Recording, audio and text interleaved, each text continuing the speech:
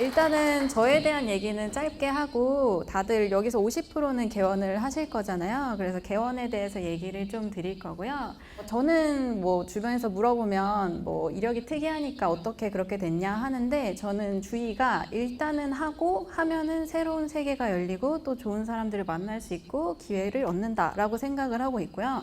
특히 이 자리에 온 것도 어떻게 보면 여한이 사회에서 기회를 주셔가지고 이렇게 또 좋은 기회를 얻었고 저는 처음에 인턴을 할까 뭐 팔체질을 할까 혹은 특화 취업 이걸 왜 적었냐면 처음에는 인턴 병원에 지원을 했어요. 저는 솔직히 일단 하자주의라 지역 상관없이 재밌어 보이고 하고 싶은 진료는 다 넣었어요. 설진도 넣고 뭐 통증도 넣고 다 넣었는데 후안위원회 면접을 보러 갔는데 여기서 일을 너무 하고 싶은 거예요. 근데 이제 원장님이 뽑아주셨고 그렇게 특화에 발을 딛게 됐습니다. 그래서 솔직히 말하면 제가 면접을 봐보니까 부원장 면접을 봐보니까 저는 굉장히 쉽게 취업이 된 케이스였고 요즘 친구들은 굉장히 준비도 많이 하고 또 양력도 좋고 또 이 한의원에 대한 분석도 해서 많이 오고 근데 저는 운이 좋게 좀 잘 취업이 됐고요.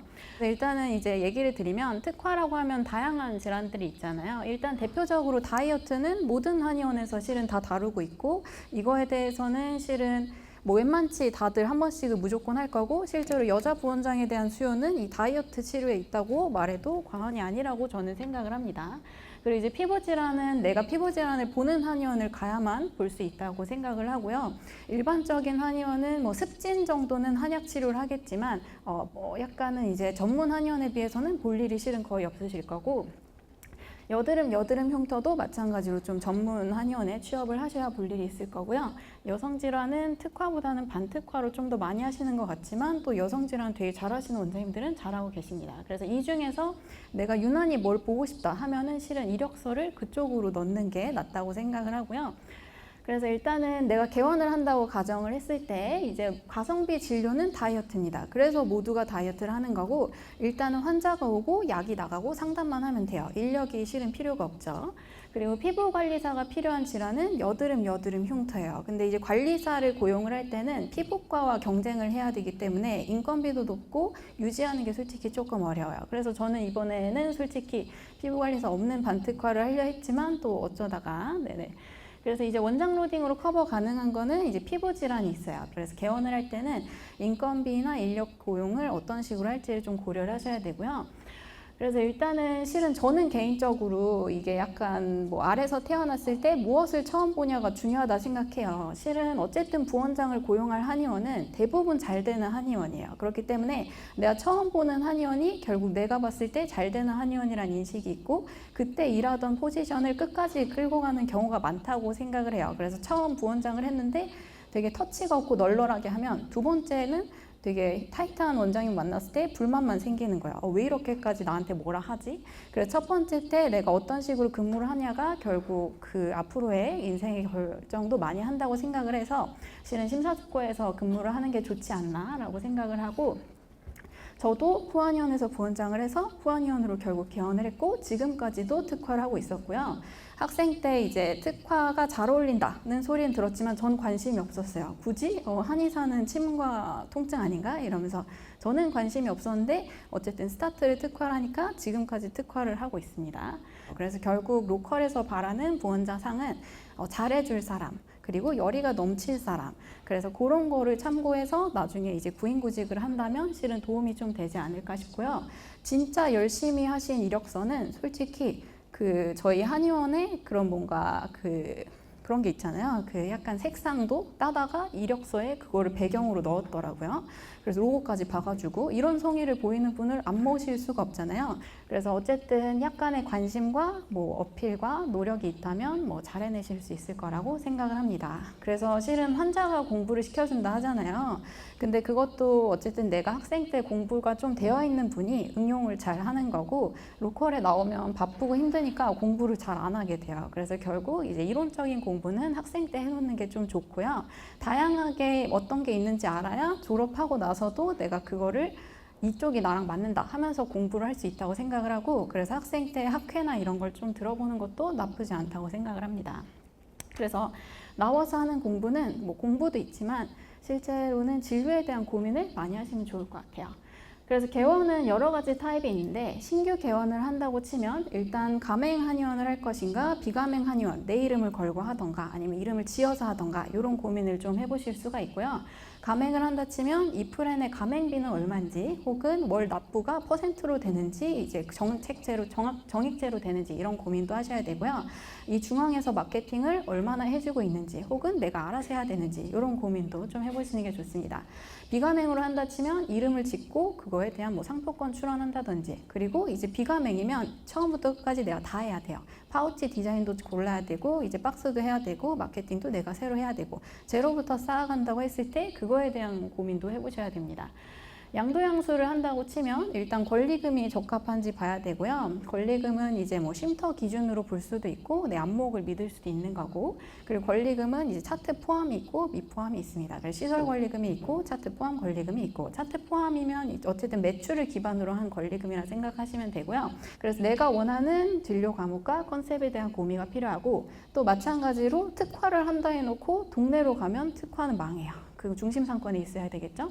그리고 이제 침환자를 보려고 했는데 중심 상권에 가서 월세가 막 900이야. 그것도 좀 고민을 해봐야겠죠. 그래서 한의원의 위치도 어쨌든 컨셉에 따라서 생각을 해보셔야 되고요. 진료 과목도 그에 맞춰서 고민을 해보셔야 됩니다. 그래서 이제 신규 개원을 한다 치면 일단은 임대차 계약을 하셔야 되고요. 내가 어디서 개원을 할 거니까 뭐 이제 건물주랑 해야겠죠. 근데 이제 그때 이제 조건이 있어요. 근린 1종이 돼야 되고 근린 1종이 아닌데 계약해놨는데 2종이야. 그럼 그거 바꾸는데 비용은 다 내가 덤터기 써야 될 수 있어요. 그런 거 좀 고려를 하셔야 되고 그럴 때 특약 설정을 해서 뭐 소방법이 통과 못하거나 근린 1종으로 못 바꿔주면 난 계약 파기할 수 있다. 이런 것도 넣을 수가 있고요.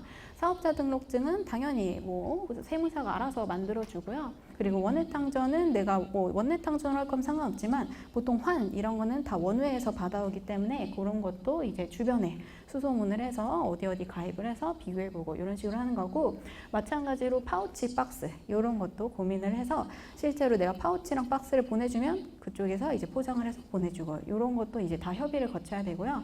뭐 카드 단말기 이런 건 어렵지 않고 나머지는 뭐 기타 등등 있습니다. 이 자리에 있는 것도 어떻게 보면 제가 그 잼버리 대회를 신청을 했는데 여한의사회 회장님이 뭐 양력을 보시더니 유튜브를 같이 찍어보자 하셔가지고 그때부터 협회 일을 시작을 했고 어떻게 보면 처음부터 소속이 되어 있으면 더 빨리 합류를 했을 수 있었겠죠.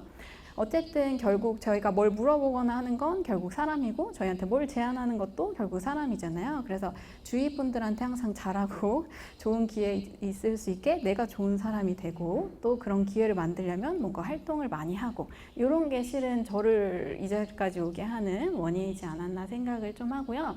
그래서 이제 주변 원장님들한테도 항상 조언을 듣고 저도 조언을 드리고 기회는 사람에서 오니까 그런 거를 잘 생각하고 하시면 좋지 않을까 생각이 됩니다. 그리고 이제 질문에 대한 대답을 좀 드릴 건데요. 일단은 먼저 질문을 보내주신 거를 봤어요. 그래서 일단 질문 항목은 네네. 피부 특화는 상담을 해서 환자를 치료를 오래 끌고 가는 것이 중요하다 했는데 특별한 팁이 있으신가요? 근데 이제 환자를 오래 끌고 가는 건 두 가지인 것 같아요. 첫 번째로는 티켓팅을 처음부터 길게 이뤄냈냐? 두 번째로는 티켓팅 끝난 환자를 다음 치료로 이어낼 수 있냐? 요 두 가지인 것 같고 특별한 팁은 없다고 생각을 하긴 하는데 초지는 당연히 확신이 있어야 돼요. 내가 이제까지 치료 경험에 의한 확신을 갖고 얘기를 하면 아니 3개월 걸릴 거 3개월 걸린다 얘기하면 환자도 그거에 대해서 하겠죠. 근데 처음에는 저도 신조일 때는 자신이 없었던 것 같아요. 그래서 이거는 치료를 통해서 내가 확신을 갖는 거고 처음부터 잘 되는 분들도 있어요. 굉장히 자신만만하고 약간은 원래 그런 분들은 처음부터 잘하기도 해요. 그리고 이제 재티켓팅이라 하는 거는 내가 치료를 잘 해놓고 다음 치료에 대한 비전을 제시하면 당연히 되는 부분이라서 그것도 일단 내가 잘하는 게 중요하다고 생각을 하고요. 오늘을 솔직히 보면서 저도 너무 대단한 선배님들이 많다고 느꼈고 그런 거를 이제 잘 볼 수 있는 데가 여한의사회라고 생각을 하고 뭐 진로는 오늘 보신 것처럼 굉장히 다양합니다. 그리고 특화 어떤 분야에서 특화 한의를 할지 어떤 기준을 정하는 게 좋을지 흥미, 수익성 이거는 실은 흥미는 본인한테 달린 거고 수익성도 본인한테 달린다고 솔직히 생각을 해요. 아무리 마이너리틱한 것도 거기서 원탑이 되면 그 지역을 쓸어 담는 거고 뭐 아무리 괜찮은 핫한 분야도 내가 못하면 망하는 거거든요. 감사합니다. 혹시 추가 질문 하나 더 드려도 될까요? 네. 그리고 만약에 개원했다가 개원 괜히 했다라고 후회하신 적이 있는지 궁금하고 또 저는 걱정이 되는 게 개원에 대한 두려움이 좀 있는데 나이를 들면서 나이가 좀 찬 원장들을 선호하지 않는 경향이 있어서 제가 개원으로 떠밀리는 건 아닐까 이런 두려움도 좀 가지고 있었거든요. 그런 거에 대해서도 좀 보고 싶습니다. 그래서 실은 그 한의원에 대한 애정이 있고 분석을 많이 했고 내 장점을 많이 어필을 한다면 안 뽑으실 이유가 실은 없다고 생각을 하고 개원에 대한 생각은 내가 빨리 하고 싶으면 그만큼 준비를 빨리 해서 하면 되는 거고 그리고 개원은 항상 무조건 어렵다고 생각하고 하시는 게 좋고 매출이 무조건 상승하는 원장님조차도 엄청 계속 분석하고 계속 고민하는 걸 옆에서 봤기 때문에 이거는 매출과 상관없이 근데 실은 그거는 10년 된 한의원도 마찬가지인 것 같고 그냥 개원길은 가시밭길이다라고 생각을 하면서 내가 추구하는 삶의 그런 거를 좀 고민을 해보면서 하시는